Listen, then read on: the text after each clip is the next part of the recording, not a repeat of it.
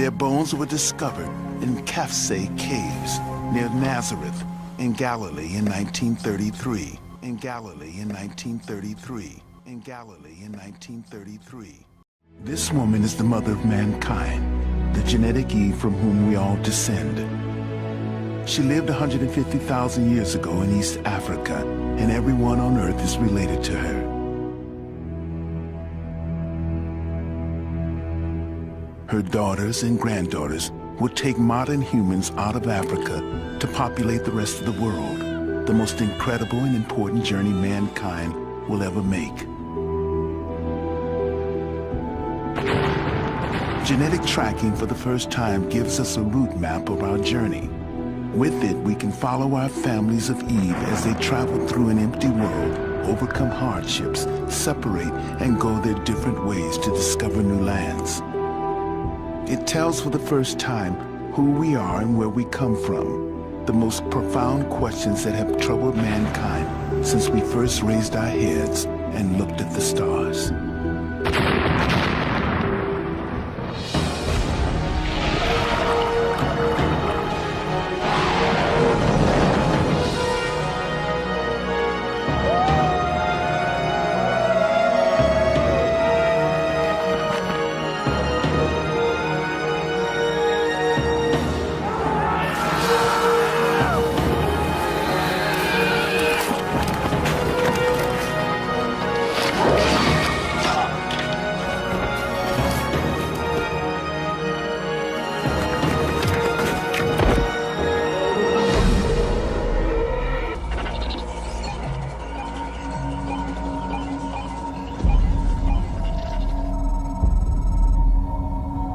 This new science is a breakthrough.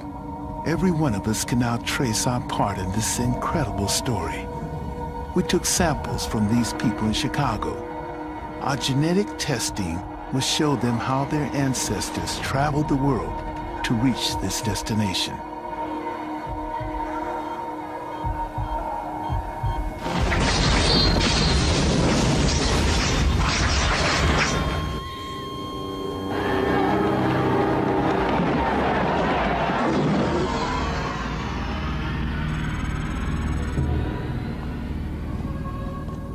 $150,000 years ago, the world was in the grip of an ice age.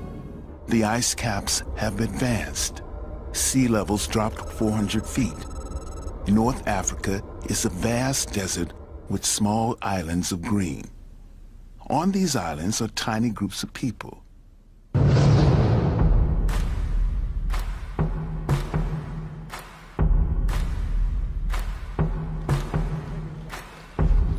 These are the first modern humans, recognizably like us today in physique, intellect, and abilities. We are the same people they were. The brain that first thought of chipping stone tools also took us into space.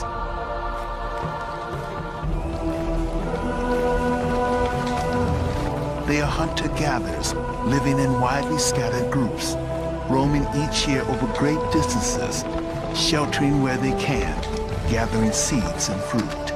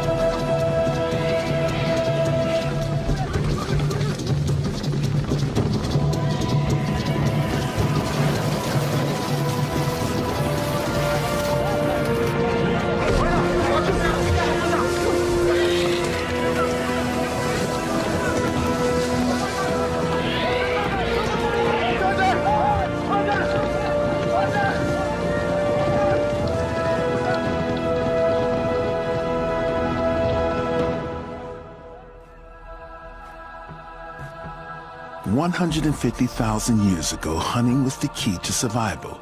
It explains much about the way the human race developed. Hunting needs careful thought and planning. It needed cooperation that demanded enhanced intelligence and communication skills.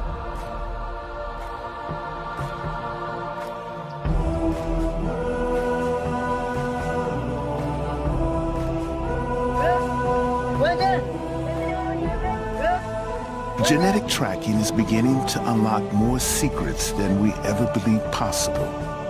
In just 7,000 generations, modern humans have left Africa and penetrated every corner of the globe. And through the unbroken genetic thread binding us to our past, we can begin to understand why it happened.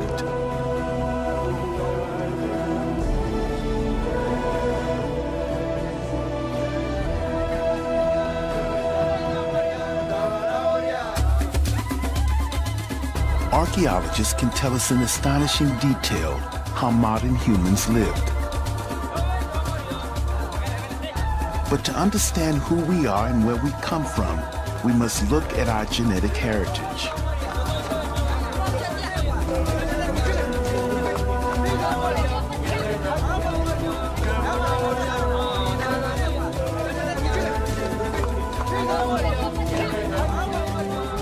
Genetic Eve, the woman from whom we all descend, was not the only woman living at the time, or even the most fertile, but her mitochondrial genes were the most successful and the only ones to survive. Everyone alive today can trace a common ancestral line back to this one woman through a unique part of our DNA, mitochondrial DNA. DNA, the blueprint of life, is our own molecular pin code and uniquely identifies each of us. Mitochondria are tiny structures found inside nearly all human cells. It is separate from the normal chromosomal DNA that dictates our height or the color of our eyes. Men inherit it from their mother, but they can't pass it on. In women, it carries on from mother to daughter, down the endless generation almost unchanged. And this is how we can trace our way back to our genetic Eve and her daughters. So written within it is the history of the world's women, and therefore the human race. Professor Rebecca Kahn was the pioneering scientist who uncovered the first all-important clue. I started working on human mitochondrial DNA so that I would have some kind of view that was objective, that would help me understand and help other people understand how humans around the world were related. With this new science, she could. Harmless mutation happens all the time in some part of the mitochondrial DNA, leaving minute markers at every change. These markers are like barcodes and can be read in the same way. Kahn and her team discovered the changes happen at a fairly constant rate. They found the groups with the earliest markers were the Africans living inside Africa and wondered if they might be the oldest people in the world. I was very excited when I first started to get evidence, and it was so counterintuitive. I'd put 20 Europeans and 20 African Americans on a sheet of X-ray film, and every African American showed differences, and all the Europeans looked the same. And I thought I'd mislabeled something, or I thought I'd made some drastic mistake. And we kept repeating and repeating things, and as we got more samples from different areas, I realized that it was a difference in the pattern, and that this whole new type of evidence based on mitochondria was going to change the way we thought about modern humans. In 1987, Kahn and her colleagues published a paper showing for the first time that the markers stretched back to Africa, showing quite clearly that this was the birthplace of the human race. New Guinean tribesman, Parisian bartender, American teacher, Polynesian farmer, all were improbable relatives linked through one black woman 150,000 years ago. Their findings caused a sensation.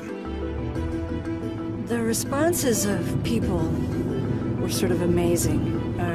The public was genuinely interested in certain aspects of it, but there was a tendency to misinterpret the data because of the terminology used to describe this woman, African Eve.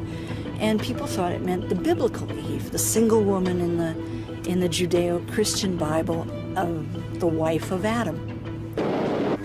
I have to say, even my own uncle sent me a Christmas card the year that our study was published saying, "How dare you, you know Grandma wasn't black."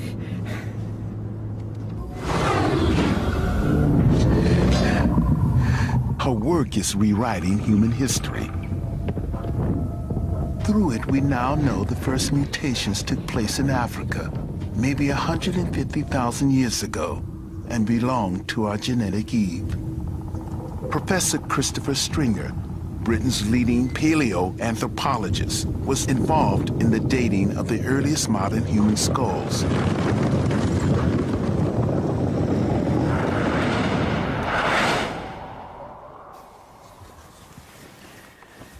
This skull is as close as we can get to what the face of mitochondrial Eve would have looked like.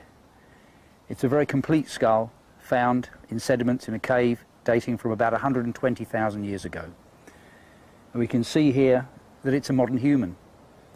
We've got a high rounded vault to the skull, a face that's tucked in under the cranial vault.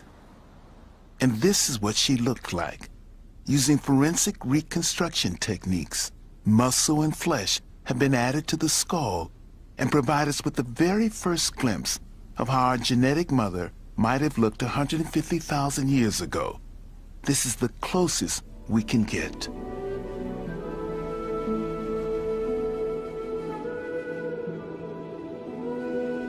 Africa is the birthplace of all the various human species to walk this planet.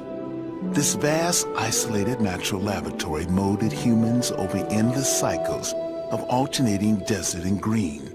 And it is the climate records that give us the next clue.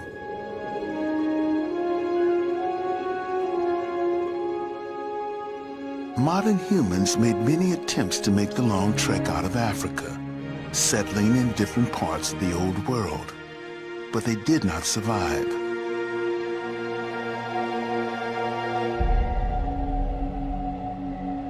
Climatic records indicate a brief but devastating global freeze-up at the time that turned the whole Middle East into extreme desert. Trapped in the northern corridor by the Sahara, there was no return and few places to take refuge. Neither they nor any of their lines survived. They would die in severe drought about 110,000 years ago. Their bones were discovered in Kafse caves near Nazareth in Galilee in 1933. 13 fragile skeletons, one a woman, a tiny baby at her feet. When these bones were first uncovered, they were the oldest complete modern human skeletons ever found. The numerous skeletons that have been found in caves in Israel at the sites of Kafse and Shkul show us that there were modern humans outside of Africa over 100,000 years ago. Those modern humans may well have gone up the Nile corridor through Sinai and into the Middle East. What's your thoughts? Please be respectful with your comments. Also, please click the like, click the notification bell, and subscribe to this channel.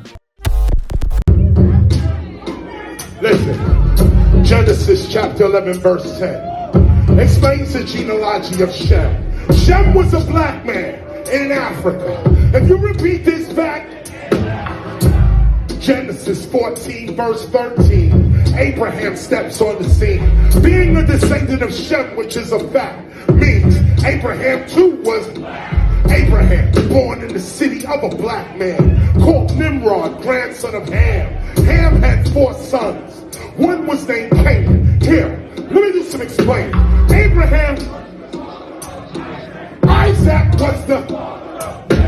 Jacob had 12 sons. For real. And these were the children of Israel.